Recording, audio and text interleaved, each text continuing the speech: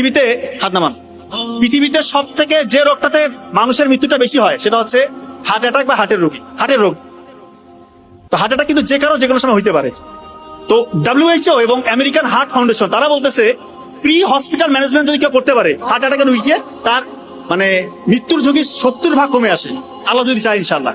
তার আগে তো বুঝতে হবে যে আপনার হার্ট অ্যাটাক হয়েছে কিনা। খুব মনে রাখেন মিডিয়ার ভাইরা প্লিজ, এটা খুবই ক্রুশিয়াল, খুবই ইম্পর্টেন্ট, এটা প্রচার করতে হবে। কারণ এটা হাজার হাজার মানুষ ইনশাআল্লাহ আল্লাহ চায় তো এইটার বদলতে হয়তো আল্লাহ তাআলা তার জীবনটা রক্ষা করবে। হার্ট অ্যাটাক যদি কারো হয় কিভাবে বুঝবেন? দেখেন বুকের মাঝখানে চাপ আসবে, মাঝখানটাতে। অনেকে মনে করবেন বুকের বাম পাশে মনে হয় চাপ, না, বুকের মাঝখানে ব্যথা বা চাপ, এমন চাপ যদি 20 কেজি ওজনের একটা পাথর আপনার বুকে চাপা দিই তাহলে কেমন ওজন লাগবে? ভারী লাগবে না? মনে হয় একটা ভারী কিছু চাপ দিচ্ছে, এরকম চাপ অনুভব হবে। সাথে এই চাপটা আপনার এই শোল্ডারে বাম হাতের দিকে ছড়িয়ে পড়বে, হাতটা মানে কপ কপ কপ কপ করতেছে, আপনার ওই সময় ঘাম ছুটবে, সাথে শ্বাসকষ্ট হবে এবং আপনার বমি ভাব আসতে পারে এবং মৃত্যুর ভয়। এই কয়েকটা ফিচার যদি আপনার থাকে আপনি কাল বিলম্ব করবেন না। যদি হাসপাতাল পাশে থাকে অবশ্যই হাসপাতাল নেবেন, কিন্তু অনেকের এরকম হয় যে হাসপাতাল একটু দূরে আছে।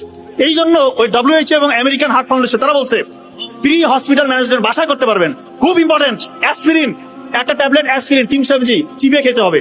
অ্যাসপিরিন চিবিয়ে খেতে হবে, ইনশাআল্লাহ তার 50% মৃত্যুর ঝুঁকি কমে আসলো।